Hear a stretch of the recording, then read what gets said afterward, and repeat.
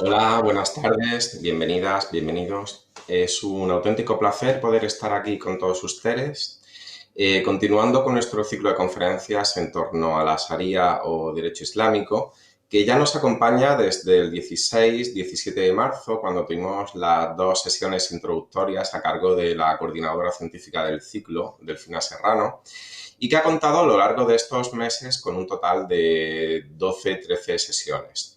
Hoy este ciclo llega a su fin. Creo que el trabajo que se ha realizado ha sido muy bueno y llega a su fin con la intervención del profesor de estudios árabes e islámicos de la Universidad de Jaén, al que agradezco enormemente, Francisco Vidal, al que agradezco enormemente que aceptara nuestra invitación a participar y que en este caso nos va a hablar sobre el tema de las fetuas como producto y vector de la cultura jurídica islámica. Aunque toda esta información está en nuestra página web, en los vídeos que hemos colgado en nuestros canales de Casa Árabe, creo que es un momento, cuando estamos llegando al fin de este ciclo de conferencias, pues de recapitular brevemente, muy brevemente. Ayer tuvimos la oportunidad de escuchar la conferencia de Amira Sombol sobre Sharia y género, la penúltima, esta profesora de la Universidad Georgetown en Doha, pero a lo largo de estos meses hemos intentado, gracias evidentemente a la coordinación científica de Delfina, aunque volveré a repetir mi introducción, así como muchas veces las miles de gracias que le doy por todo el apoyo y toda esta labor que está realizando. Pero a lo largo de estos meses hemos tenido la posibilidad de hablar sobre este tema, sobre la Sharia a nivel introductorio con Delfina, sobre escuelas legales en el mundo islámico, sobre estatuto personal y Sharia, una conferencia que llevó a cabo Cristina de la Puente, sobre infancia, familia, sobre discursos y movimientos islamistas, sobre la teoría de los objetivos de la Sharia de Al-Shatibi, principios de cooperación entre los musulmanes y España, haciendo reflejo de lo que sucede aquí en España, y una penúltima sobre Sharia y derecho penal. Bueno, disculpen, el 30 de junio tuvimos una sobre Sharia y derecho penal en la época medieval y moderna. Hemos hablado de finanzas islámicas hace muy poquito. Y el 21 de septiembre en concreto tuvimos a Carmelo Pérez Beltrán aquí en Córdoba, también presencialmente, comentándonos un tema que siempre nos acompañará cuando hablamos de derecho islámico, que es el tema de mujer y familia en Marruecos, la Sharia como referente cultural y como debate político. Grandes especialistas, científicos, todos profesores, algún político o política en este caso, pero evidentemente científica y con una carrera universitaria privilegiada, que nos han acompañado, como fue el caso en este de Hannah Halul, que nos han acompañado a lo largo de todos estos meses y que nos han dado una visión completa de este concepto desde la óptica y desde el trabajo que nosotros queremos realizar aquí en Casa Árabe desde un punto de vista objetivo y científico. Es decir, nos han trasladado la información de estos conceptos, de estas temáticas, y nos dan la posibilidad para que en casa o presencialmente, dependiendo de las posibilidades de cada uno, pues reflexionamos sobre estas temáticas y también tengamos nuestra opinión propia. No quiero extenderme mucho más. Antes de darle la palabra a la coordinadora científica del curso, me gustaría saludar a todos y a cada una de las personas que nos siguen a través de nuestras redes sociales. Y como no puede ser de otra forma, al concluir este ciclo, me gustaría muy brevemente dar las gracias al equipo de comunicación de Casa Árabe, a la jefa de prensa y coordinadora de comunicación Rupi Mentel y a la recién incorporada Paula Domínguez, que también nos ha acompañado unos días, y por supuesto a Rosario Carrasco, que todos los que han intervenido la conocerán porque es la que se ha encargado todo el tema de logística del ciclo. Sin su ayuda y su apoyo, sin duda, todo habría sido muy complicado. Creo que Delfina lo compartes conmigo, pero te doy la palabra en este caso para que presentes a Francisco, al que nuevamente le agradezco que haya aceptado nuestra invitación. Muchísimas gracias. Pues gracias, Javier. Antes de nada quisiera también suscribir tus palabras de agradecimiento al equipo técnico y a todas las personas que, aparte de ti, todas las personas que trabajan y que colaboran con Casa Árabe y que han hecho posible la celebración de este ciclo. Y bueno, pues en general, como siempre, de nuevo, muchas gracias a ti por tu apoyo y por la idea, por haberme movido a organizar este ciclo de conferencias, a Casa Árabe, pues por todo el apoyo logístico, académico, en fin, por todo el apoyo prestado, el apoyo financiero, que también es por supuesto fundamental. Y bueno, debo decir que ahora que ya termina este ciclo, pues que estoy encantada de haber aceptado la propuesta y el reto, ¿no? Porque era un reto y bueno, pues desde luego muy satisfecha con el resultado y creo que la conferencia de hoy a cargo del profesor Francisco Vidal pues es en fin, un broche inmejorable, ¿no?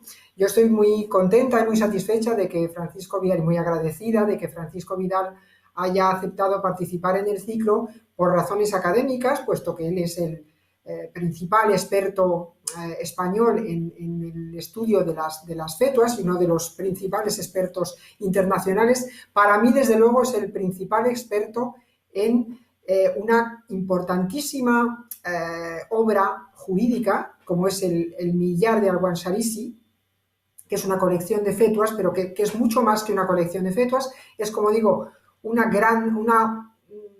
de las grandes obras que ha producido la jurisprudencia islámica premoderna, y es además una importantísima fuente para estudiar la historia del occidente islámico premoderno. Entonces él es, para mí, desde luego, el principal experto en esa fuente y claro, el principal experto mundial, ¿eh? Y desde luego, pues uno de los, como digo, de los principales expertos, en lo cual el estudio de esa fuente pues le ha convertido en un muy buen conocedor, uno de los mejores conocedores de ese tipo, de ese género literario tan característico que él nos va a explicar ahora, que son las fetuas. Y por esa razón, pues creo que debía de estar aquí hoy y desde luego es un cierre de lujo, ¿no? Para el ciclo de conferencias. También hay razones un poco sentimentales, porque bueno, han pasado años, no voy a decir cuántos, desde que Paco Vidal, ¿no? Paco y yo nos conocimos en Túnez, haciendo un curso, siguiendo uno de esos estupendísimos cursos de lengua árabe del instituto que impartía el Instituto Bourguiba de Túnez, en la capital. Y bueno, yo no sé si era su caso, pero yo estaba allí pues becada por el Ministerio, creo recordar, de Asuntos Exteriores. Y bueno, pues desde entonces, en aquel momento no imaginábamos que nos íbamos yo por lo menos, no sé si él tenía ya proyecto de dedicarse a este tema del derecho islámico, y yo desde luego no, pero bueno, luego Paco Vidal, yo desde luego estoy muy contenta de que hayan podido participar tanto Francisco Vidal como Amalia Zomeño, con los que inicié, sí, que están un poco en la historia de mis inicios también en esta aventura del estudio de fuentes jurídicas islámicas. Y bien, pues más concretamente, hay que explicar que Francisco Vidal Castro es profesor de estudios árabes e islámicos en la Universidad de Jaén y responsable del grupo de investigación 761, Sociedades Árabes Islámicas y Cristianas,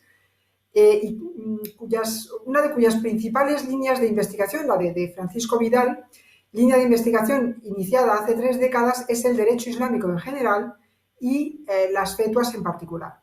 Sobre las fetuas ha publicado una quincena de trabajos dedicados a sus características y funcionamiento, o al análisis de su contenido y de la información que aportan para el conocimiento de la historia y sociedad que las produce. La última de estas publicaciones ha sido la coordinación de la obra de fetuas, o nawazil, compilada por el andalusí de época nazarí y Bentarcat. Bueno, aparte de estas importantes publicaciones, él ha trabajado sobre otros muchos temas de historia árabe e islámica medieval. Y bueno, pues sin más, sin extenderme más, paso ya la palabra a Francisco Vidal. Muchas gracias, Francisco, Paco, y cuando quieras. Muy bien, buenas tardes. En primer lugar, quiero empezar agradeciendo y felicitando a Casa Árabe por la magnífica iniciativa de patrocinar, apoyar y organizar este ciclo de conferencias que se suma ya a la extraordinaria y magnífica labor de difusión y de conocimiento que lleva ya hace muchos años Casa Árabe, con actividades que para mí son de referencia. En segundo lugar, también quiero agradecer a la coordinadora del ciclo, la doctora Delfina Serrano, la invitación para estar en un ciclo de lujo. El lujo es para mí, el placer, el honor es para mí por estar con absolutamente los mejores, más extraordinarios y magníficos especialistas que en el derecho islámico hay en España y también a nivel internacional.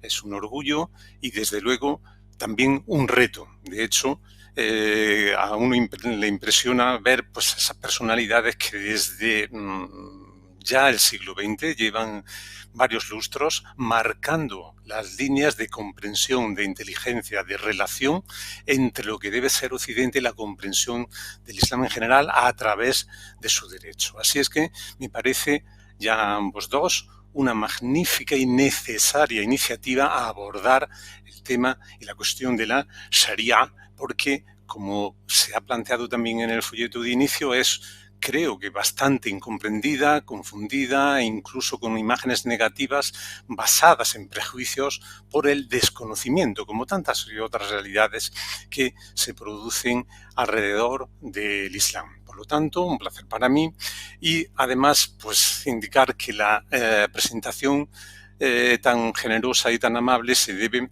a la amistad, como muy bien ha dicho la doctora Delfina Serrano, a la trayectoria, a muchos años trabajando juntos en ello y no tanto a mis méritos, aunque trataré de la mejor manera posible responder a las altas expectativas que ha puesto en mí. Bueno, pues yo he preparado una presentación de PowerPoint para que se pueda seguir con facilidad mi exposición.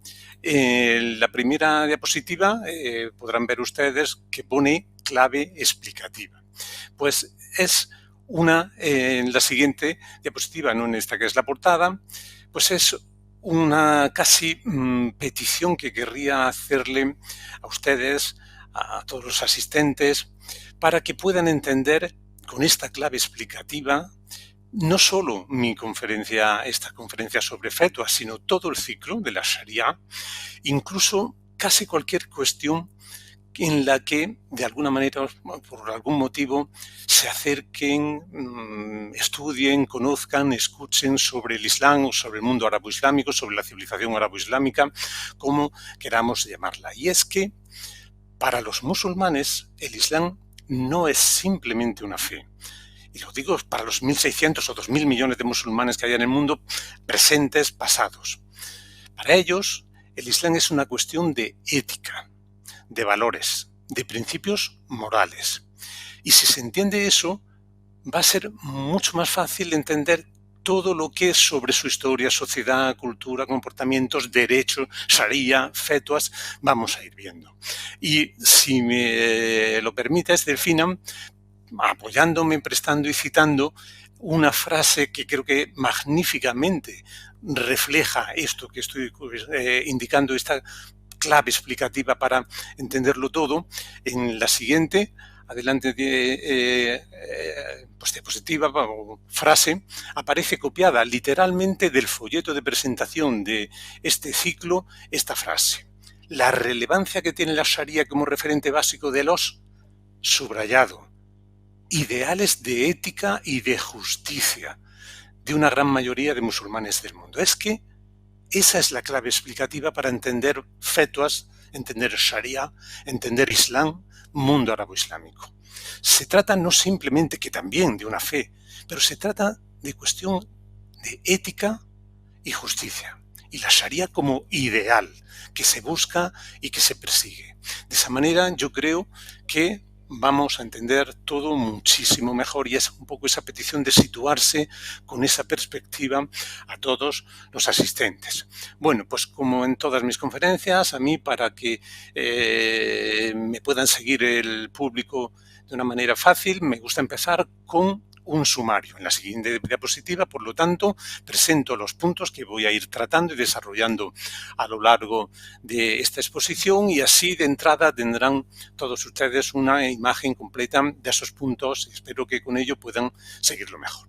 En primer lugar, en el siguiente, tenemos la definición, el origen y la forma de la fetua, por lo más básico, que es, cómo empieza, qué forma tiene.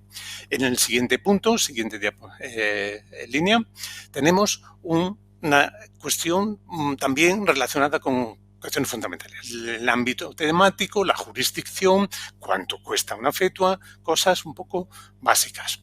Siguiente línea, tenemos quiénes son los protagonistas, quiénes intervienen para construir una fetua. Tenemos básicamente dos, un solicitante y un emisor, el que la pide y el que la elabora y la realiza, que sería el muftí. En la siguiente línea tenemos un bosquejo rápido de esa evolución histórica, porque desde, ya se verá pronto, enseguida, desde los primeros siglos del Islam hasta hoy, el siglo XXI, hasta hoy, día correspondiente del mes en el que estamos, del año 2021, pues seguimos produciendo muchas fetas. En la siguiente línea tenemos una pequeña sección dedicada a las recopilaciones. Las fetuas son muy importantes para la sociedad, para la historia, y enseguida los musulmanes empiezan, dada esa importancia, a recopilarlas, a escribirlas en obras. Una fetua es breve, pues estas obras recopilan cientos, miles, ya lo veremos, en este tipo de recopilaciones en dos partes. Una primera hasta el siglo XX, lo que sería época, pues de alguna manera premoderna, clásica, de alguna manera también se le podría llamar, y una segunda subsección dedicada a las recopilaciones actuales y a la emisión de fetuas en la actualidad, en el siglo XXI, en lo que hoy pues tenemos como era digital. En la siguiente línea se ha visto que vamos a hablar de la trascendencia jurídica y el impacto histórico-social que tiene las fetuas individuales, colectivamente, en sus recopilaciones, etc. En la siguiente línea tenemos ya el último punto, que es ver el poder político de la fetua, el impacto que políticamente puede tener y ha tenido a lo largo de la historia, hasta hoy incluso, y a la inversa también, la fetua cuando se sitúa frente al poder político y el conflicto, a veces convergencia, divergencia, conflicto que puede llegar a tener por esa importancia, ¿no? Y veremos esta cuestión a través de dos puntos. Un primer punto con ejemplos de fetuas que han sido cruciales, decisivas, en situaciones que para la comunidad islámica ha sido un dilema, una sociedad que se enfrenta a una difícil situación, la autoridad política tiene que tomar pues, una decisión compleja y recurre a una fetua, y esas fetuas han marcado el resultado, la decisión, el camino que ha tomado en ese momento ese Estado, esa sociedad. Y en segundo lugar, veremos, respondiendo también a la segunda parte de este apartado, la fetua ante el poder político, veremos casos de muftíes situados en esa encrucijada tan terrible de o bien seguir sus principios y su independencia o bien enfrentarse ante poder político o presiones sociales, que a veces pues, son incluso y han sido mucho más graves y con a veces resultados verdaderamente nefastos, catastróficos, como siempre para el muftí. Bien, pues en la siguiente diapositiva ya empezamos rápidamente con el primer punto, la definición, el origen, la forma de la fetua. Pues en la primera línea les presento una definición súper básica, muy simple, lo que sería la esencia para a partir de ahí ir añadiendo otros aspectos y otros puntos relacionados con la fetua. Como definición, ya digo, esquelética, ¿no? De lo más simple. Es una respuesta a una pregunta. Eso es lo básico. Es una aclaración a una duda que tiene alguien. Por lo tanto, puede ser aclaración a una duda, una solución a un problema, pero básicamente esa sería la estructura. Una duda, un problema que alguien posa, presenta, plantea a un individuo que da esa respuesta. Esto sería, para empezar, un poco la idea fundamental. A partir de ahí, todo creo que se puede entender un poquito mejor. En la siguiente línea, ya sí, aporto una definición un poquito más completa, más científica, en este esquema básico. También indico la etimología de la palabra que hoy día sí ya está incorporada hace tiempo al diccionario de la Real Academia Española, del castellano, la fetua, palabra que viene de la palabra fatua, casi, como ven ustedes, calcada, porque además en el significado también calca o mantiene ese mismo sentido, tanto en una lengua como en otra. Dictamen jurídico, esa es ahora ya la respuesta, no es una respuesta cualquiera, es un dictamen jurídico que es el muftí. Tenemos quien debe dar esa respuesta y lo vemos ahí, no es cualquier muftí, tiene que ser un jurisconsulto reconocido y esa respuesta la emite como solución, como respuesta a una pregunta en la que el muftí va a indicar y va a explicar las prescripciones que tiene la ley, la Sharia, la ley sagrada, y que se tienen que aplicar en un caso concreto, muy determinado, que es el caso que le han planteado. En la siguiente línea vemos el origen que tiene la fetua en su génesis, refiriéndome no cronológicamente, sino a su génesis. Pues surge de una necesidad, o bien la necesidad de aclarar la norma aplicable a un caso que ya se puede haber conocido, pero una persona determinada pues no lo tiene claro, pregunta para saber, en este caso, qué norma hay que aplicar, qué regla hay que seguir. O bien la necesidad también de determinar una nueva norma que no existía antes porque estamos ante una situación no prevista por el derecho islámico, no vivida previamente por la sociedad. Por lo tanto, es necesario recurrir al muftí para que aporte una solución nueva. Ahora sí, origen cronológico. Pues desde los primeros siglos del Islam tenemos una necesidad de que haya fetuas porque no existe un poder legislativo definido, marcado, tampoco hay un código preciso, determinado, desarrollado, un código legal, y hace falta interpretarlo desde la Sharia, lo que decíamos. Solo tenemos un ideal de ética y de justicia, pues necesitamos plasmarlo poco a poco a través del derecho y muchas veces esas intervenciones para esa plasmación y desarrollo pues se hacen a través de muftíes. En la siguiente línea tenemos unas soluciones muy simples y rápidas para ver su forma, porque es una forma muy sencilla, es una estructura en dos partes. Una pregunta, como ya podemos deducir por lo que hemos ido viendo, en la que se llama, he puesto istiftá porque sería la fórmula árabe de denominar a esta solicitud, petición de consulta, que suele ser breve, a veces puede ser más larga, depende ya eso, a juicio de cada solicitante, lo que considere necesario de aportar detalles para que el muftí lo tenga en cuenta y pueda responder adecuadamente, ¿no? Bien, pues en general suele ser breve, tiene, aparte de la explicación de la duda, el caso que tiene algunos protocolos, pero son, digamos, de tipo formal, de cortesía, salutaciones, algunas invocaciones, siempre hay que empezar, ¿verdad? Pues la invocación a Dios, Bismillah y otros tipo de expresiones, bendiciones al muftí, etcétera, pero que no afectan al contenido en sí mismo. Y la segunda parte, ya la respuesta razonada, casi siempre, no tiene por qué, pero en la mayor parte de los casos sí son efectos razonados, aunque podrían darse el caso que a veces sea una respuesta casi de sí, no, monosílabo, algo simple, pero no es lo normal. Lo normal es que además de indicar la regla, se diga por qué, se razone y se explique. Pues bien, esta respuesta es propiamente la fetua. Es verdad que en las obras en general, en cualquier reproducción de una fetua se incluyen las dos partes, pero en estricto sentido la fetua sería la respuesta, la segunda parte.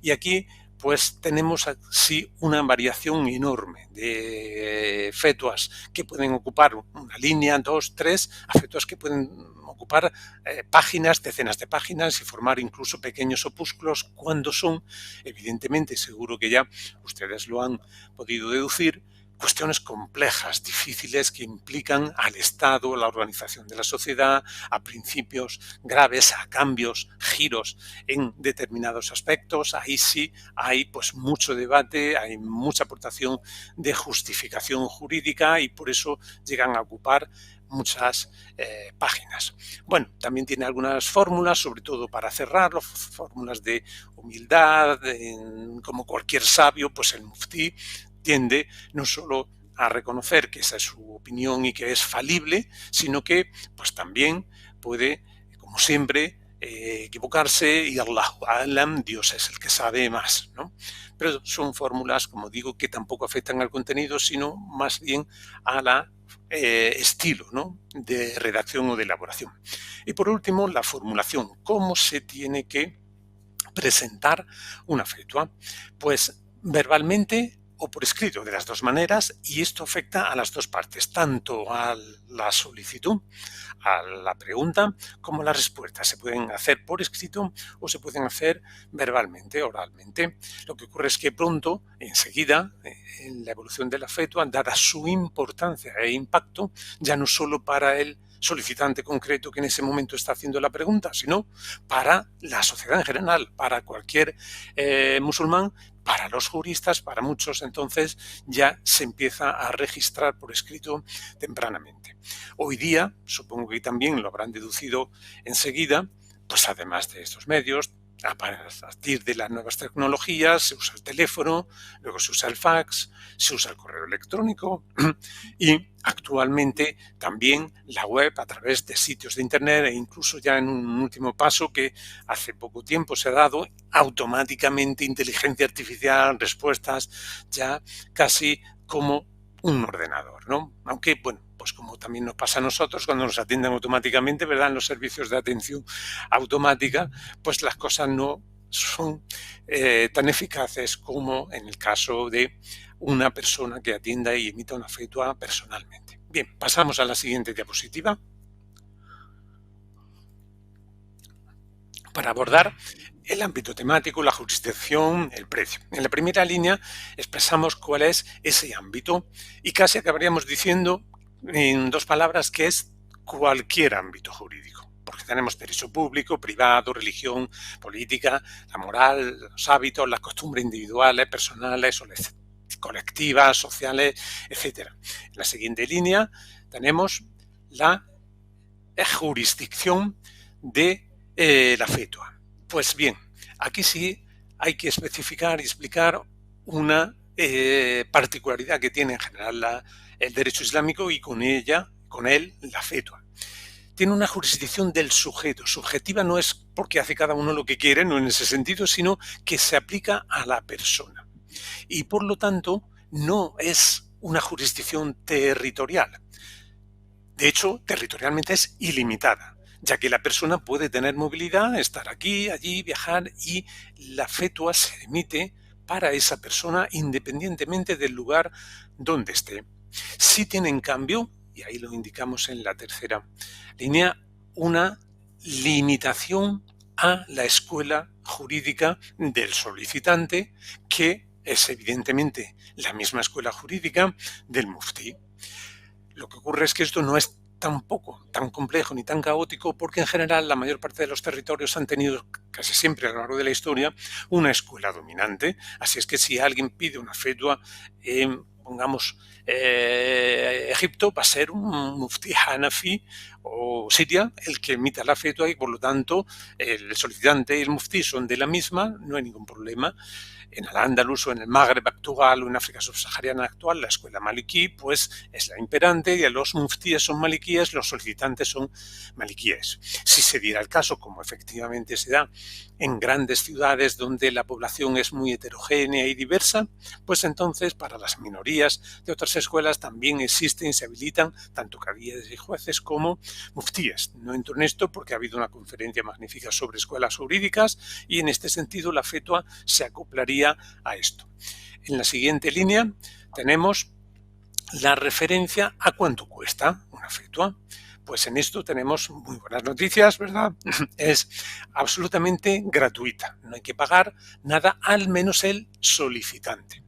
Lo que ocurre es que sí puede ser que, bueno, pues el muftí que se dedique solo a las fetuas necesite vivir de algo, ¿verdad? Ni salvo aquellos que tengan otros medios de subsistencia, pues necesita algo para no morirse de hambre, y valga un poco la expresión un poco académica, pues el muftí oficial que ha designado el Estado para que trabaje en una mezquita, para que trabaje en un organismo hoy día oficial dedicado a la emisión de fetuas, ese sí se permite y es legal y no hay ninguna objeción jurídica, ni moral, ni ética, ni de justicia a esta cuestión. Puede recibir un salario para mantenerse, y si se trata de muftíes particulares, privados, que ejercen su oficio autónomamente, no en un puesto, también se está permitido que pues, los habitantes de su pueblo, su ciudad, su barrio, su jurisdicción, pues le entreguen una cantidad para, de alguna manera, compensar esa dedicación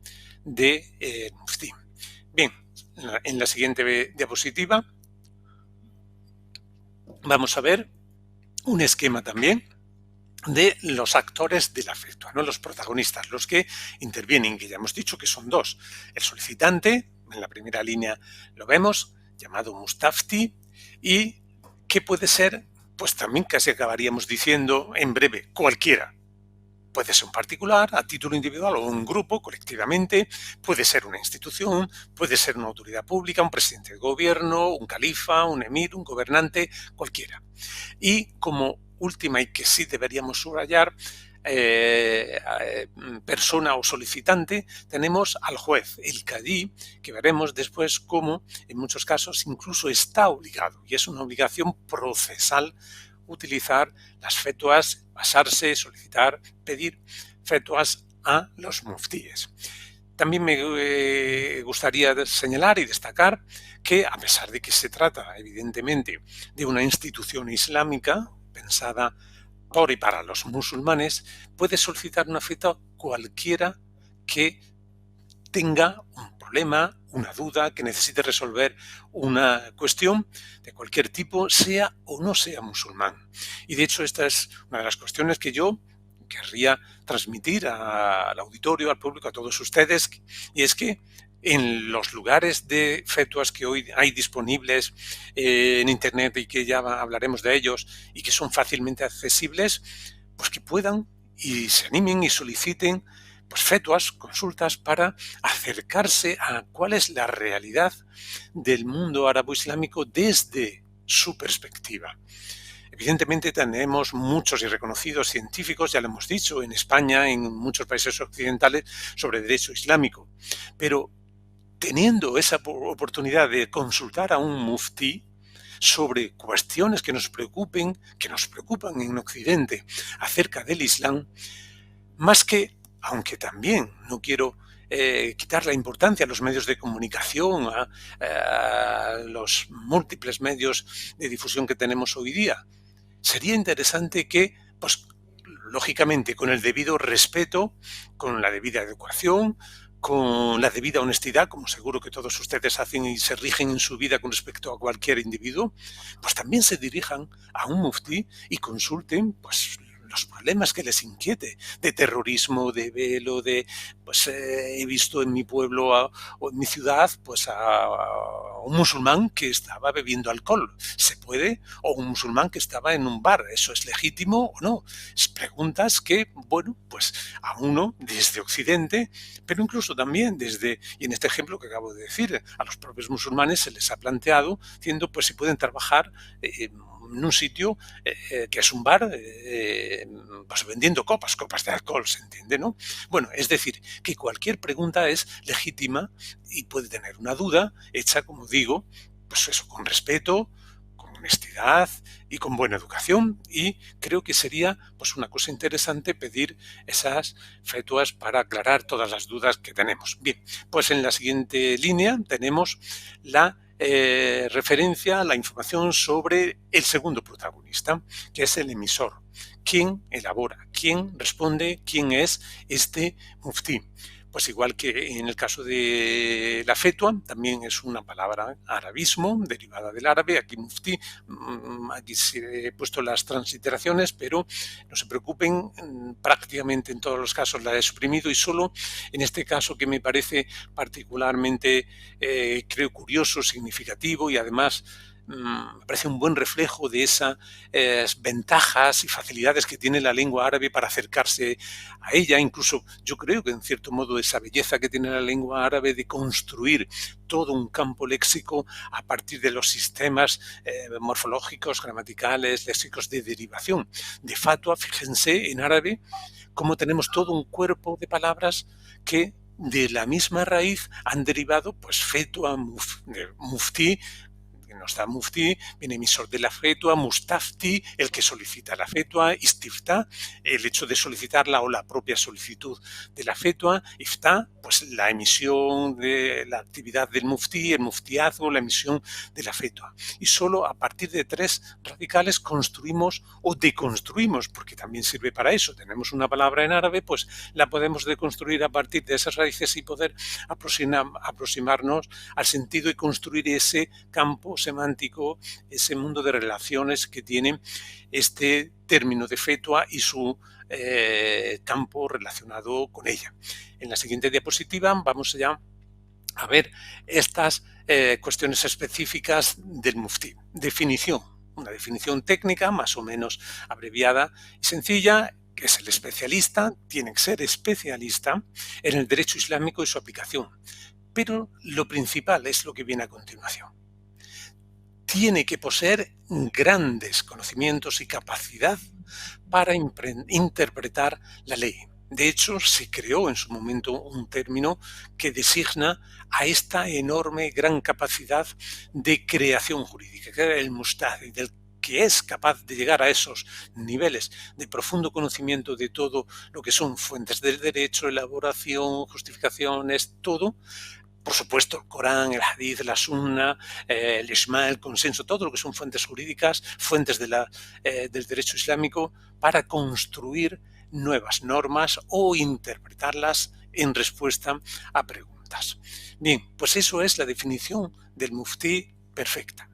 Sin embargo, este nivel de enorme conocimiento pues es muy difícil de conseguir y de hecho hay algunos teóricos que decían que eso solo lo tuvieron los primeros juristas, los creadores de escuelas y después desapareció.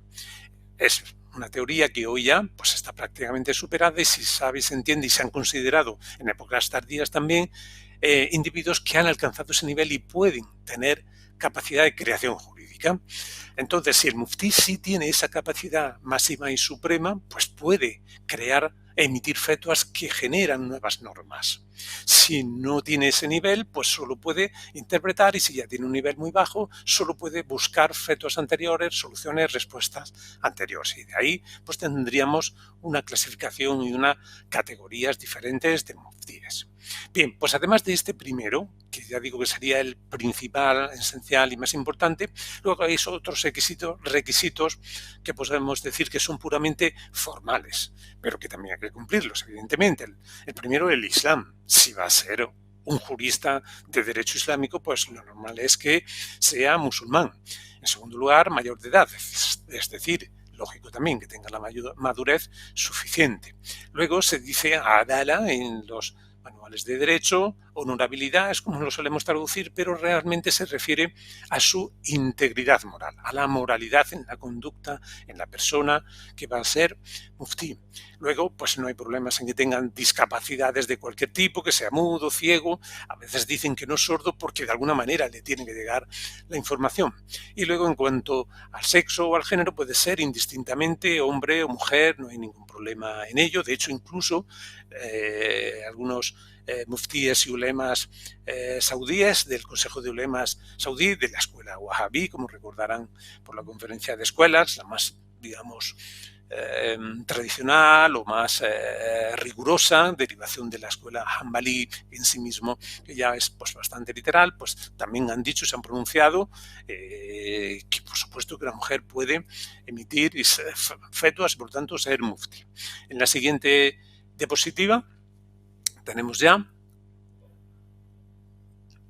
una categoría específica de mufti que fue muy importante también desde el principio, al que yo he traducido como consejero o consultor o asesor para trasladar la palabra musawar, que no es otra cosa que el que está en la shura, y la shura es el consejo, un consejo que aparece como necesario a partir del hecho de que la justicia, el ejercicio de la justicia, el juez, el cadí, necesita asesoramiento técnico para su actuación. Y por lo tanto, desde muy pronto, desde muy temprano en el Islam, se establece esta shura, este consejo asesor, por traducirlo de alguna manera, consejo de apoyo técnico al muftí, podríamos decirlo así, y que está formado por muftíes que ya reciben ese nombre, musawar, pues quieren consejero, consultor o como queramos llamarle. Esta figura tiene tanta importancia que, fíjense ustedes que en la escuela maliki es obligatorio, es una obligación estricta, como indico ahí, del juez antes de pronunciar sentencia haber solicitado a sus muftíes cuál es el dictamen para el caso que se está juzgando. El número de mushawarun o de consejeros pues es variable, depende de la época, del sitio, del lugar, de la escuela, etcétera. Entre 1 y 4 pueden ser 2 y los suelen nombrar dependiendo también aquí del lugar, de la época, etcétera, pues el emir, el califa como autoridad suprema de la sociedad. En Oriente era el mismo, depende también de la época, cadí el que los designaba y los elegía. Y es interesante también en este caso, quería señalarlo, que no se me olvide que el hecho de ser muftí, consejero, estar en el consejo asesor del cadí, no impide que a título particular y fuera de su actividad pueda ejercer de manera privada y emitir fetuas a individuos cualesquiera que se acerquen a solicitarle una fetua. En la actualidad, en época, me refiero ya moderna y contemporánea, si se trata de un muftí, ya veremos en la evolución a partir de un momento en el que se crea un muftí estatal, un gran muftí, un muftí supremo, pues si es el Estado, como ya se ha oficializado, es el propio gobierno, el presidente, el califa, en épocas modernas y hasta la abolición del califato en 1923 en Turquía, pues es el califa o el emir.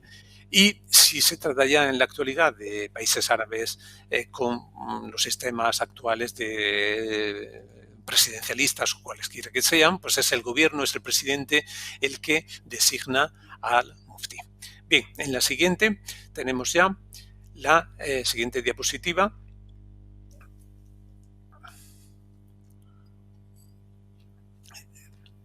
Esta rápida panorámica y recorrido por la evolución de la fetua, que como ya he dicho se inicia muy pronto en los primeros siglos del Islam, basándose en lo que hemos dicho antes que era un organismo, pero que además es un principio. Es un principio coránico general para todo. La shura o la consulta significa que hay que consultar y de hecho ha sido pues uno de los argumentos que se han utilizado para la Constitución. De hecho así se llaman, ¿no? De parlamentos actuales. Algunos parlamentos llevan ese nombre, otros organismos de consultoría y asesoramiento del poder político, del gobierno, etcétera.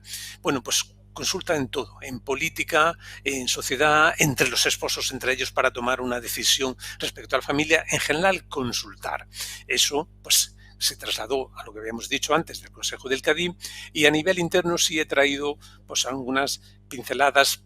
Interno me refiero interno a la historia de la península ibérica, del Islam en Europa, en el mundo occidental, porque tenemos el caso de Al-Ándalus representativo y muy significativo de cómo evoluciona la fetua, que enseguida, muy pronto, ya aparece en el siglo IX en Córdoba. En ese mismo siglo, a mediados ya en los tribunales se van presentando ante los jueces fetuas. En el siglo X pues se establece ya de una forma oficial, se tiene que poner por escrito.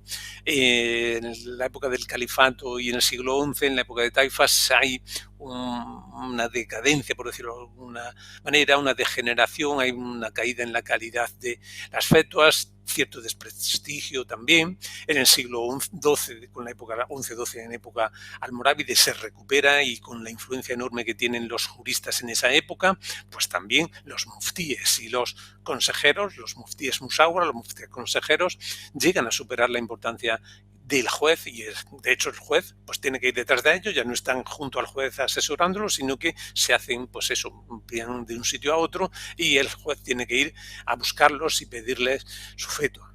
Y en época nazarí es uno de los momentos, yo creo que más cruciales e importantes de la historia de la fetua en términos absolutos, no en Al-Ándalus, sino en los 13 siglos, 14 siglos, en los 1443 años de historia del Islam en el calendario islámico, porque fruto de la evolución de las nuevas circunstancias que está viviendo Al-Ándalus en esta época, la figura del muftí y la fetua llegan a unos niveles extraordinarios de importancia y desempeñan un papel primordial, como indico y subrayo ahí, en adaptar la comunidad, su comunidad de esa época, a las nuevas circunstancias y a la evolución que está teniendo la sociedad. Para hacerlo, se crean nuevos criterios jurídicos y a algunos que tenían antes los potencian hasta límites que nunca se habían llegado. Uno de ellos, y lo pongo en terminología, no por afán de eruditismo, sino porque es que es muy difícil traducir el istislah. Sería algo así como aplicar el principio de la legislación o de creación de respuestas de fetuas con la idea de utilidad pública, de perseguir el bienestar humano. Y con ello, con ese principio, aplicamos, derivamos, interpretamos la Sharia. Otra cuestión, la necesidad. Esto sí podemos traducirlo prácticamente literalmente. El haja significa eso, tener en cuenta la necesidad, la tarura, como una causa de fuerza mayor ante la cual no podemos hacer nada y por lo tanto, si es necesario, hay que flexibilizar el derecho y tiene que ceder el derecho. El ejemplo magnífico ha tenido pues, el acierto, la coordinadora del ciclo, de incluirlo como conferencia específica por el profesor Mohammad Khalid Massoud sobre Ash-Shatibi y sus maqasid al-Sharia. Buscar la finalidad de la legislación, de la ley, del derecho, de la Sharia. El propósito último como forma de responder a una fetua, de crear nueva legislación jurídica. De esta manera, pues esa conclusión, quizás un poco aventurada, no, porque está justificada, pero rotunda, de que el muftí acaba convirtiéndose en una especie de legislador que lo que tiene que hacer es perseguir el bienestar humano, el interés público. Siguiente diapositiva.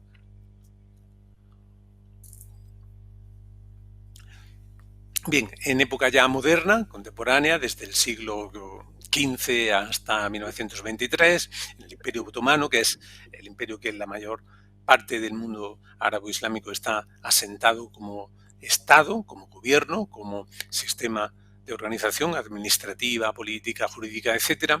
Aquí se pasa a una fase de oficialización, tanto la fetua al muftí, y se crea una figura que se llama Sheikh al-Islam, que en la historiografía o en general solemos referirnos a ella como gran muftí, muftí supremo, el principal muftí, el muftí mayor, podríamos decirlo, que radica en Estambul y que es un cargo que tiene autoridad. Los muftíes solo tenían autoridad moral, no tenían autoridad política. Este sí es un cargo pues, que tiene autoridad sobre el resto de muftíes y es una personalidad con un enorme impacto, visibilización, papel oficial.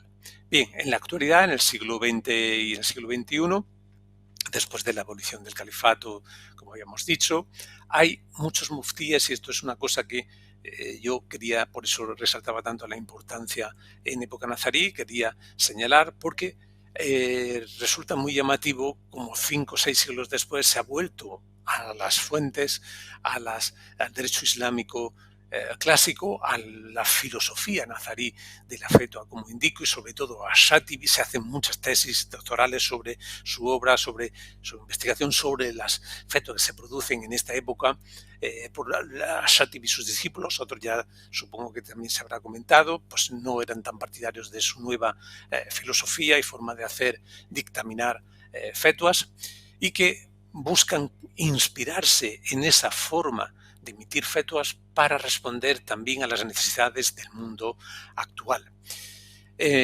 Otra característica de las fetuas del siglo XX-XXI pues está en esa línea que indico de la diversidad y la disparidad que tenemos en las fetuas. Y esto también es lógico, no ya solo por esa enorme cantidad de población de musulmanes y países de 1.600 o 2.000, las cifras, pues eso, no son seguras, hay un baile, pero muchísimos musulmanes de muchísimos países. Pero es que hay una serie de escuelas, como le han comentado en las conferencias anteriores, hay una serie de ramas.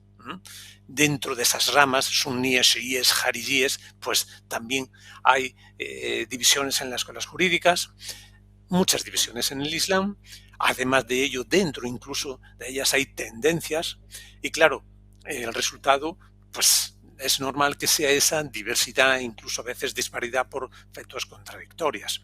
Pero es que además de eso, también indico ahí algo que es esencial y que probablemente cualquier científico dedicado a la sociología, antropología, a la historia, a los estudios árabes e islámicos, lo va a saber. El entorno referido al lugar es fundamental, es muy importante, es determinante. Y el muftí no es alguien que esté en su torre de marfil aislado del mundo, está en un lugar determinado. Pero además, las circunstancias que lo rodean en ese lugar determinado, circunstancias políticas, sociales, económicas, culturales, que también influyen y que también tienen su impacto en la actualidad, en la emisión de fetuas. Bueno, como última cuestión respecto a esta evolución, yo querría señalar esa tendencia que se observa y se puede constatar en algunos organismos, muftíes tanto individuales como organismos, que en nuestra época contemporánea están planteando un intento, yo lo he llamado de convergencia de escuelas, de aproximación, de buscar una solución que tenga una validez más general, no solo para su escuela, y para ello lo dicen así y así lo expresan en sus metodologías que declaran como exposición de principios que pues van a inspirarse evidentemente en su escuela jurídica, pero también van a tener en cuenta las opiniones de las otras escuelas jurídicas, de los otros grandes juristas, los imanes o imames de las otras escuelas jurídicas. Más aún, otra cosa incluso más interesante con en este planteamiento de respuesta general o universal, van a tener en cuenta las opiniones de los clásicos, de los antiguos, de los maestros anteriores, pero también de los estudios actuales, contemporáneos, de lo que dicen y piensan los juristas, sean o no muftíes, los juristas del mundo actual. Siguiente diapositiva.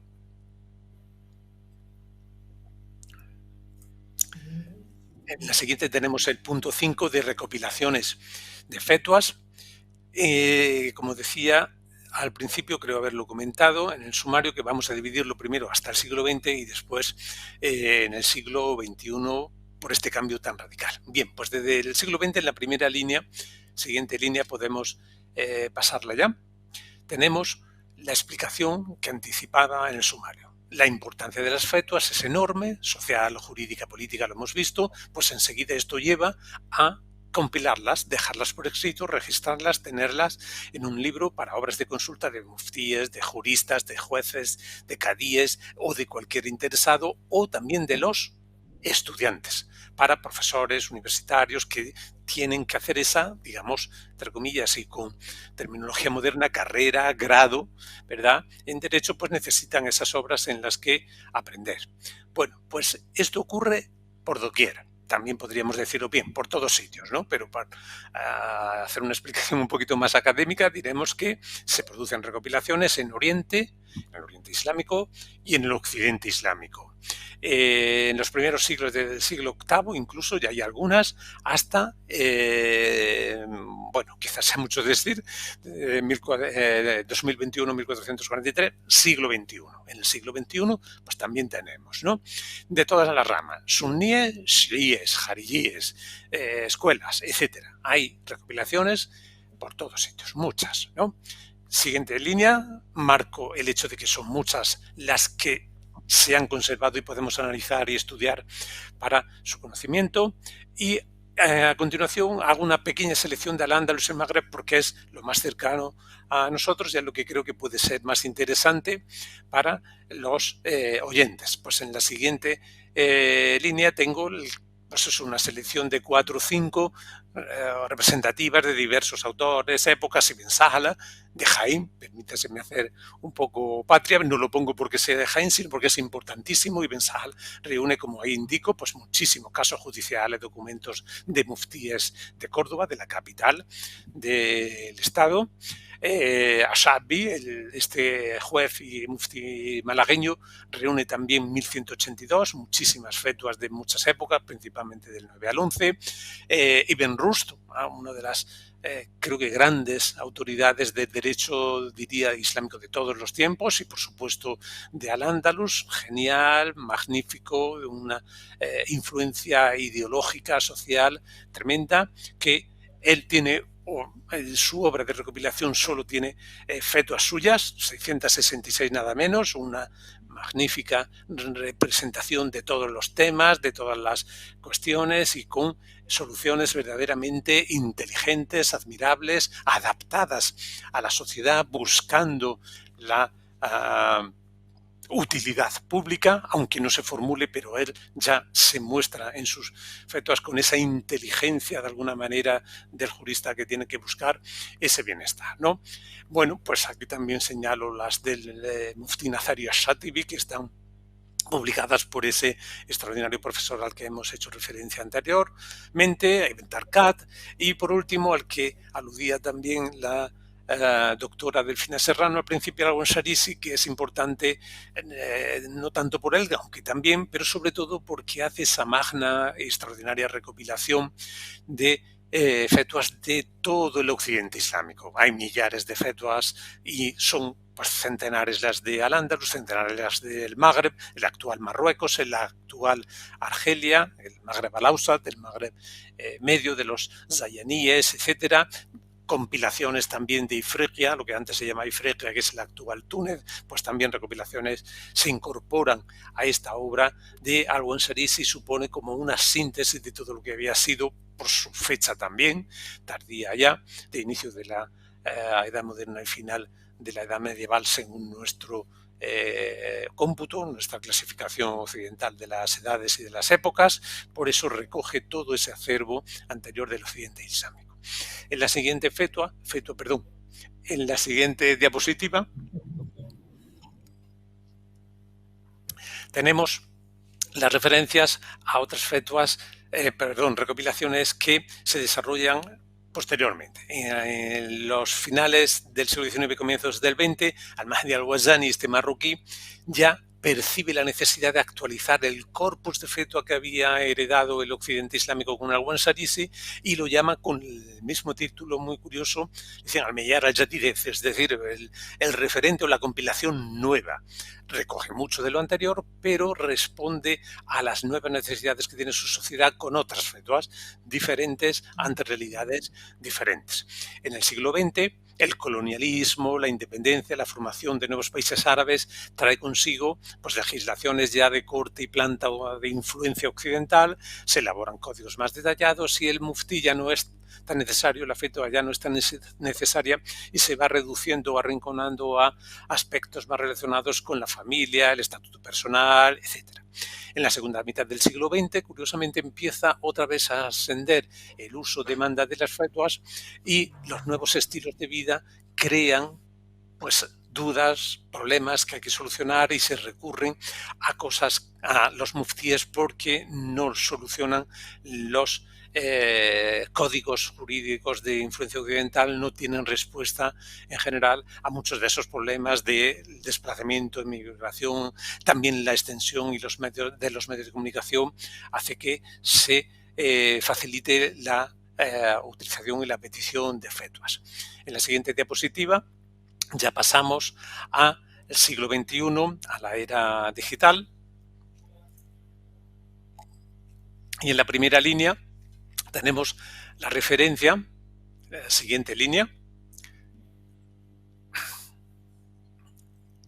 Tenemos la alusión, pues ahora cuando sea posible pasarán y lo verán ustedes, al hecho crucial de las TIC, llamadas así, ¿no? De las tecnologías de la información y la comunicación, el hecho de que tengamos medios digitales llega a todos los ámbitos y también llega a las fetuas. Así es que ahora tenemos muchas de esas recopilaciones que estaban en manuscrito o mucho editadas, siempre en papel, ahora se digitalizan y se virtualizan. En la siguiente línea tenemos referencias a que además de tener virtualizadas esas recopilaciones para la consulta, ya directamente se da el paso a emitirlas, solicitarlas y plasmarlas directamente en una página web, en Internet, sin necesidad de recurrir a otros medios, ni escritos, ni teléfono, ni fax, pues los medios tradicionales. En la siguiente línea tenemos la referencia a que esto ha provocado una consecuencia inmediata y ha sido el florecimiento y la expansión de la fetua de una manera absolutamente increíble, inesperada, algo que podríamos calificar, o yo califico, de una auténtica catarata, porque son miles, decenas de miles, las fetuas que se están emitiendo en el siglo XXI gracias, pues, a estos medios de comunicación y a otros factores, a otros elementos. No solo, evidentemente, esto es lo que permite que se produzca esta enorme expansión y este florecimiento que hasta estos límites desde luego no se podría haber producido si no fuese por Internet y las vías digitales. Y a ello pues han contribuido evidentemente, como lo pongo ahí, los muftíes individuales o en grupo también, hay páginas web de grupos de muftíes, sino también los organismos oficiales que ya han ido creando muchos países para dedicarse precisamente a esta actividad. Y con una página web, a veces muy completas, asequibles, fáciles, ahora lo veremos algunos casos, ejemplos, claramente. Todas las escuelas jurídicas o muchas escuelas jurídicas tienen sus páginas web. En muchos países hay sitios dedicados a la emisión, a la solicitud y emisión de fetuas, para recibir solicitudes y para emitir fetuas. Además, con las facilidades también actuales, pues ya no se emiten en árabe solo, sino que se emiten a veces en árabe y se traducen, o a veces se emiten directamente en otros idiomas, en muchas lenguas, ya no solo las lenguas pues que nosotros creemos pues más generalizadas, y de hecho son así, ¿no? Como es el inglés, francés, español, sino también en idiomas de lo que son tradicionalmente países arabo-islámicos, idiomas de África e idiomas de Asia, Urdu de Pakistán, etcétera, ¿no?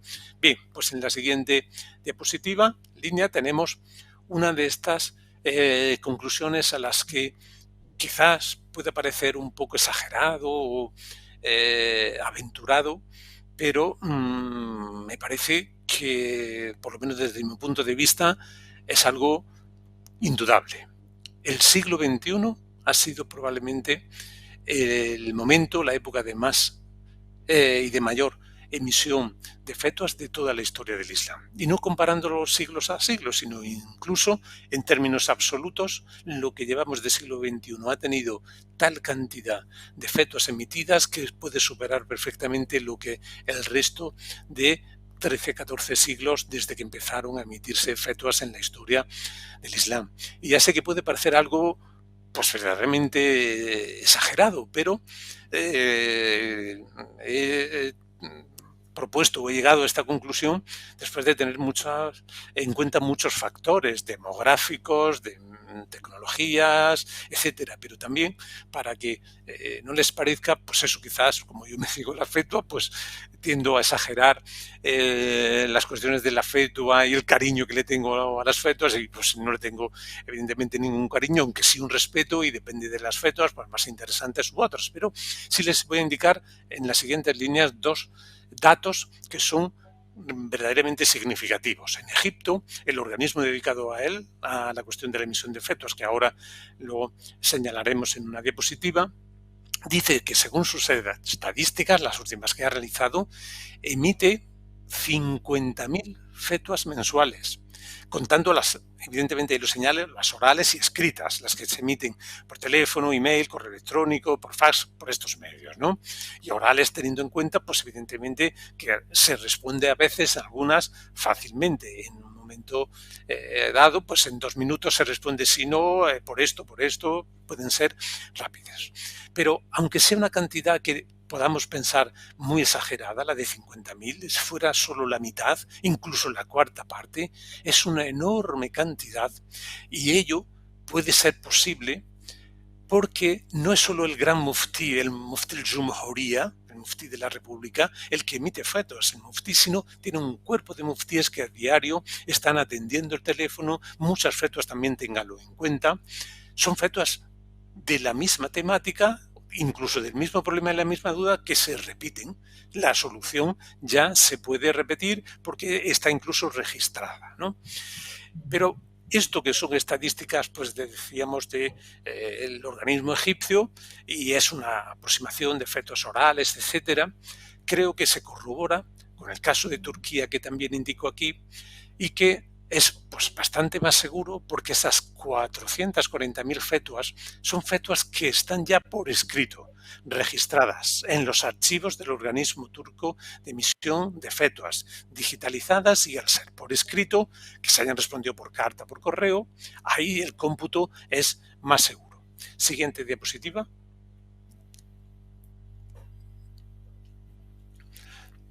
En esta tienen ustedes pues una selección de sitios de emisión, sitios web, sitios de internet para la emisión de fetuas, dividido entre organismos oficiales. Después veremos en la siguiente diapositiva los organismos en los muftíes particulares o privados, con una selección de sitios multilingües en los que cualquier musulmán de cualquier país del mundo, en el caso de la Dar al-Iftá al-Masriya, pues la casa de emisión de fetuas, ahí he puesto un poco los datos para que lo puedan localizar, y su referencia, que es pues probablemente una de las instituciones con más prestigio, difusión, está en vigor, no en su página web, evidentemente, pero sí como organismo desde finales del siglo XIX, 1890 y tantos, no recuerdo con exactitud, está funcionando como organismo de emitir fetuas. Pues su prestigio lo hace que le consulten miles de fetuas. Estos son los que dicen que tienen esa cantidad enorme de fetuas emitidas mensualmente.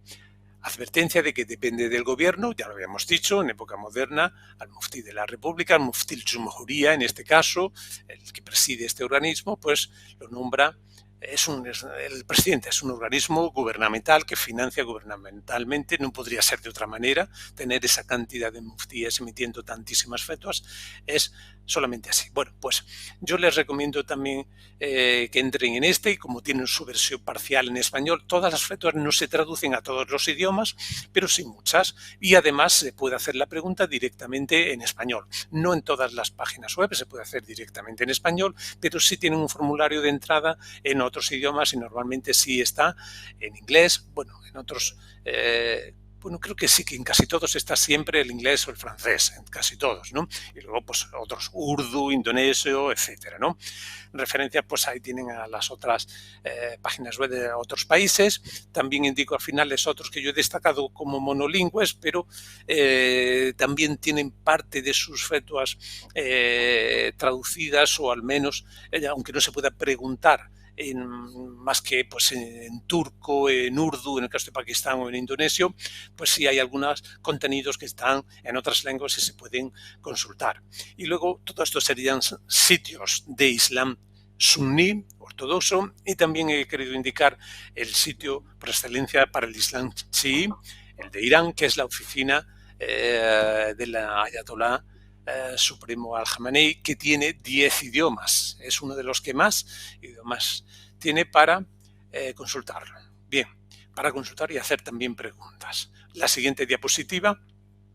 Tenemos los sitios de emisión de fetuas de muftíes particulares, de los muchísimos que se podrían señalar y que es difícil elegir. Yo he buscado pues varios que estén en diferentes países geográficamente, diversas escuelas, como este muftí sirio de un enorme impacto, renombre, audiencia mundial desde hace muchas décadas, que ya murió en un atentado, Bien, pues tiene versión parcial en inglés, tiene sus seguidores todas sus fetuas registradas y además siguen emitiéndolas y están en Siria, pues es de escuela Hanafi, pero también con un espíritu un poco ecléctico, ¿no?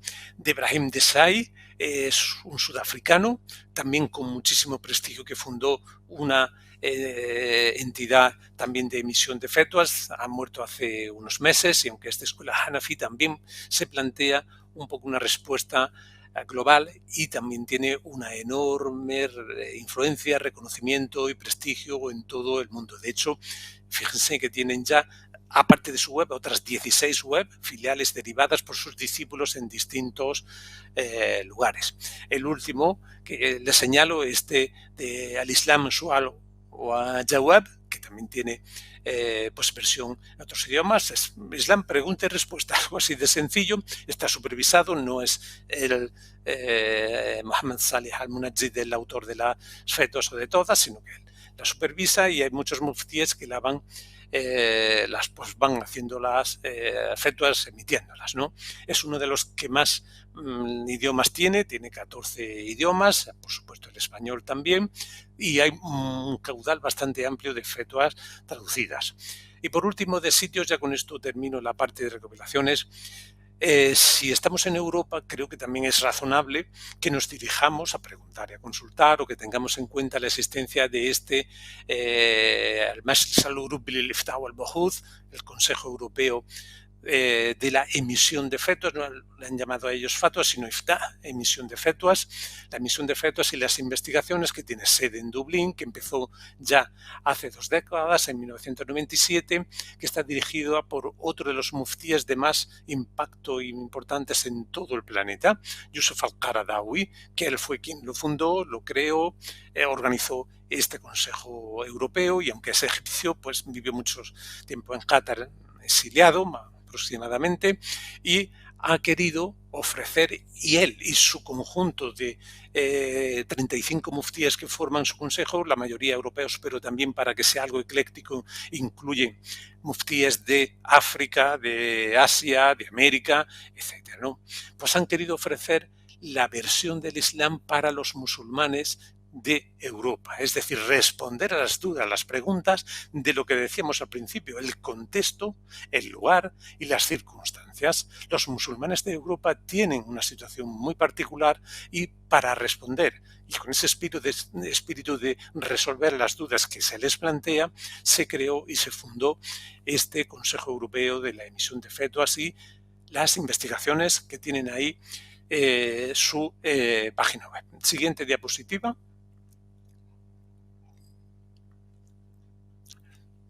Brevemente, hacer referencia a lo que yo creo que ya a estas alturas de la conferencia se ha podido deducir: el papel fundamental que tiene en la elaboración y evolución del derecho a la fetua es lo que le otorga su enorme trascendencia, su impacto histórico y social. Ya hemos visto cómo sirve para adaptar la ley a una realidad concreta, cómo se adapta a las exigencias y necesidades prácticas de la vida, cómo se introducen nuevas soluciones y se incorporan incluso costumbres que ya estaban en una sociedad, no completamente o originalmente desde época antigua islamizada, sino que se islamiza posteriormente, tiene costumbres, usos que se incorporan, se islamizan, se adaptan mediante este proceso de fetuas, ¿no? La siguiente diapositiva. Pasamos ya al último punto de la conferencia, que es el poder político de la fetua y la fetua ante el poder político. Y con esto pues he querido presentar pues una serie de casos en los que se muestra ese poder que tiene la fetua, el poder político, para cambiar una decisión, para tomar una respuesta, adoptar una norma determinada cuando la sociedad islámica se encuentra en una encrucijada, en una situación difícil, muy compleja. Se recurre a ella y la decisión se toma a partir de una fetua. Pues en la siguiente línea tenía seleccionados una serie de fetuas decisivas, lo he llamado yo, en casos cruciales, tanto de época premoderna. Pues en la siguiente diapositiva, en la siguiente línea, están seleccionados esos 4 casos. No tenemos tiempo ya de entrar en ellos, pues califa que quiere cambiar la orientación de una mezquita, un muftí le responde que mejor mantenerla como estaba a pesar de los adelantos científicos, es preferible mantenerlo, una solución. La expulsión de los mozárabes son dos fetuas, a través de dos fetuas, un trabajo de la doctora Delfina Serrano, la decisión ante unos cristianos que han roto el pacto que los vinculaba con el Estado, pues qué se hace con ellos, qué solución se les da, pues se resuelve con una fetua. Las luchas dinásticas a veces entre emires se resuelven con una fetua que descalifica a un emir y entroniza o acepta el poder del otro. Las soluciones como esta de expulsión de los moriscos de España, pues en Estambul las presiones al califa le dice que se haga lo mismo o que se tome represalias contra los cristianos. Pues el muftí dictamina que no se puede tomar represalias contra los cristianos del Imperio Otomano porque no tiene nada que ver con los cristianos que han expulsado a los moriscos y a los musulmanes, perdón, antes de ser moriscos, o los han obligado a convertirse o los han expulsado, ¿no? Bien, pues el muftí declara que no. En la siguiente diapositiva podemos pasar, también tenemos un ejemplo, una serie de referencias a fetuas de estas decisivas que llamo yo. Serían muchísimas las que podríamos indicar ya de época contemporánea, pues el hecho de la apostasía y fetuas que ya dicen que no hay que aplicar ese castigo, ni la ejecución, ni ninguno. Otras dicen que sí, hay que aplicar castigo al apóstata.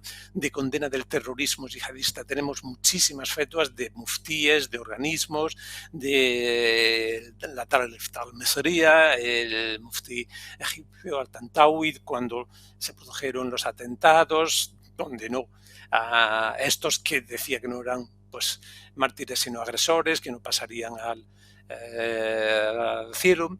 En España también, el Mansur Escudero, ya fallecido, pues en nombre de la Comisión Islámica emitió otra fetua condenando a Osama Bin Laden y a las acciones de Al-Qaeda. En 2015, Shawqi al-Lam, el actual muftí de la Dar al-Misriya, también declaró contrario al Islam por la ejecución y la muerte de cristianos por al Daesh, el llamado, entre comillas, Estado Islámico. En 2014, pues también tenemos el Consejo de Lemas de Pakistán que condenan al Daesh explícitamente. La siguiente diapositiva también tenemos otras referencias no relacionadas directamente con el terrorismo, pero también muy interesantes. Las revueltas de la primavera árabe, pues Yusuf al-Qaradawi, del que hemos hablado antes, ha sido uno de los líderes intelectuales, por decirlo de alguna manera. Apoyó siempre desde el principio todas las revueltas, incluso emitió una fetua condenando al presidente libio, condenándolo a, pues eso, a muerte, a que si los soldados podían ejecutarlo, pues que lo hicieran. También ha apoyado rotundamente el levantamiento contra el régimen sirio. Luego, pues también en otros temas, tenía aquí algunos más que quería comentar, pues los lemas de Consejo de Lemas de Pakistán ha condenado también rotundamente los crímenes de honor contra las mujeres que se producen y que dicen que son antiislámicos, que no tienen nada que ver con el Islam. Las muertes, pues también cuantitativamente, bueno, no puedo indicar cifras, no lo recuerdo, pero sí que son frecuentes algunos de estos asesinatos por honor en las mujeres. En la siguiente diapositiva tenemos, siguiente línea, unas referencias a eso que llamaba yo antes el muftí en la encrucijada, cuando la sociedad, el poder, sobre todo el poder, amenaza, presiona y coacciona, o las presiones sociales al muftí para que dictamine en un sentido o en otro. Pues puede pasar las siguientes líneas para ver una selección de esos, en los que no me voy a detener demasiado, de época clásica o premoderna, pues muftíes que han acabado muertos por dictaminar de una manera que no le interesaba o le gustaba a alguna parte de la sociedad o algún poder político o algún poder social. Al-Ansari mismo, del que hemos hablado antes, pues tuvo que salir huyendo de su casa que se saqueó en Tremecén y exiliarse, y ya siguió viviendo toda su vida fuera de su patria en Fez. Al-Khoury de Fez es una caso muy curioso también, pues le presionan para que emita una fetua y bajo amenaza de muerte, aunque él se niegue y se resiste, al final tiene que emitir la fetua para que se autorice un levantamiento popular contra el poder político en ese momento, contra los visires judíos que decían que habían abusado de una mujer musulmana. En fin, que hay una revuelta popular y al final esa fetua, cuando la tienen, es cuando se produce y lo que autoriza y justifica la revolución de 1465. En la siguiente diapositiva ya terminamos con algunos ejemplos de en la actualidad, en las siguientes líneas, en los que he resumido casos también en los que pues el muftí ha acabado muerto, asesinado de diferentes lugares, en Rusia, en Siria, muftíes de una tendencia, de otra, pues el caso de reciente del año pasado de Mohammed Adnan Afyouni en Siria, antes en 2013 pues a un muftí en pleno lección en una mezquita, pues un atentado también acabó con su vida. Muftí de Karachi, Taqi Usmani, pues ha sufrido varios atentados, de momento ha salido ileso, pero ha estado en juego su vida en varias ocasiones. Bien, siguiente diapositiva en la que terminamos con la conclusión muy breve de qué supone la fetua. Recapitulamos diciendo que responde dudas, pero que se convierte enseguida en una herramienta de adaptación y evolución del derecho islámico ante nuevas realidades, y por eso el magníficamente propuesto título por la coordinadora del ciclo, Producto y Vector de la Cultura Jurídica Islámica. Siguiente línea, vemos también que las fetuas, lo hemos dicho antes, no son universales, atemporales, están fuera del mundo, sino que se adaptan y surgen del medio en el que se emiten y, por lo tanto, tercera y última línea, vemos que están determinadas por tres coordenadas o variables, como quieran llamarle. Primero, jurídica, por la diferencia entre cada escuela. Segundo, espacial, porque el lugar desde el que se emite tiene un contexto jurídico, social, cultural y político diferente a otros lugares. Pero incluso teniendo la misma escuela y el mismo lugar, la tercera variable, temporal, la evolución y cambio de ese contexto social, cultural y político también determina la fetua. Nada más y muchas gracias por su paciencia. Muchísimas gracias, Francisco. Decía, sin duda ha sido una conferencia final del ciclo de lujo, como también expresaba Delfín al principio. Agradezco enormemente el esfuerzo didáctico, que es muy complicado. A lo largo de este ciclo, pues Delfina también sabe, quisimos comenzar con esa sesión introductoria para ir descifrando, ¿no?, a todo el público todos los conceptos, y creo que hemos conseguido, tanto el comienzo como el final, pues dejar absolutamente claro cuál es nuestro punto de partida, que es un punto de partida en este caso didáctico y objetivo de difusión de lo que es desde nuestra óptica, evidentemente, y también explicar por qué hemos tenido pues una serie de contenidos relacionados con Al-Ándalus, que muchas personas decían, bueno, pero vamos a la parte más contemporánea, ¿no? Y estas claves, has estado haciendo mención constante, ¿no?, a esas claves de Al-Ándalus, la importancia de Al-Ándalus en todo esto, la importancia de la conferencia que dimos con Mohammad Khalid Massoud, ¿no?, sobre Al-Shatibi y todo ese desarrollo, que creo que es el cierre perfecto del ciclo, ¿no? Es decir, hemos cerrado un círculo, nos quedan muchos desafíos por tratar, algunas partes contemporáneas, quizá algunas partes regionales muy específicas. Dentro de todo este, digamos, podría decir, poliédrico asunto que es la Sharia, el derecho islámico, diverso, al igual que diverso es el mundo árabe, al igual que diversos somos nosotros, y con diferencias entre países, escuelas jurídicas, etcétera, etcétera, pero sin duda creo que hemos dado las claves a todo nuestro público para entender, evidentemente, esta parte que estabas explicando, que has explicado magníficamente, como para volver de nuevo hacia atrás, para revisionar todo el material que hemos hecho, porque sin duda merece la pena. Pues yo me quedo aquí, le paso la palabra a Delfina, que seguro que quiere agradecerte también tu intervención. Y muchísimas gracias de nuevo. Pues gracias, Javier, por tus palabras y por tu esfuerzo de síntesis y muchas gracias también a Francisco Vidal. Yo debo decir que estoy, vamos, entusiasmada con su presentación. Él posee una cualidad que es bastante escasa y es la de poder sintetizar un tema muy complejo y hacerlo sin simplificar, ¿no?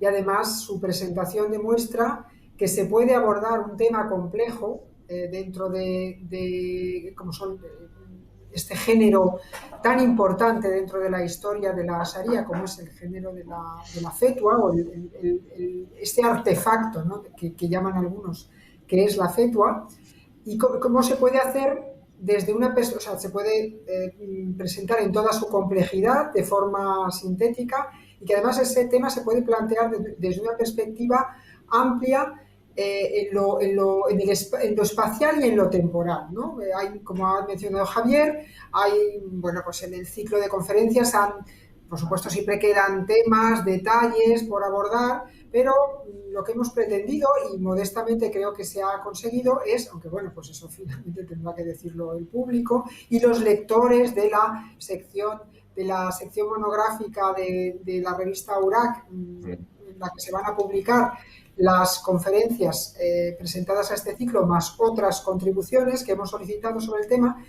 Entonces, pero yo creo que modestamente hemos conseguido ese objetivo de aportar claves para navegar en la enorme diversidad a todos los niveles que alberga el concepto de Sharia, ¿no? Desde luego ha sido una presentación riquísima, riquísima en ideas. Yo desde luego he aprendido mucho, riquísima en ideas y riquísima en datos, y aprecio mucho sobre todo el gran esfuerzo que ha hecho Francisco Vidal por observar la evolución del género de la fetua en época premoderna, que él conoce estupendamente y en el que él se maneja con mucha comodidad, y el esfuerzo que ha hecho por utilizar su experiencia para presentarnos la evolución de la fetua en época hasta nuestros días. Bueno, pues no quiero decir mucho más. Bueno, pues en fin, repetir que estoy encantada con la celebración de este ciclo de conferencias, que en fin, que ha supuesto un esfuerzo, pero bueno, desde luego ha sido un esfuerzo que ha merecido muchísimo la pena.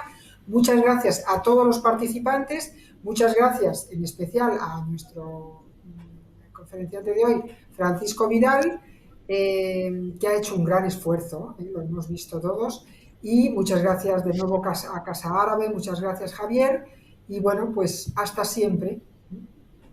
Hasta pronto. Muchas gracias al público, ¿sí? A los que todos los que han mostrado interés por este ciclo, porque sin ellos nada de esto tendría sentido.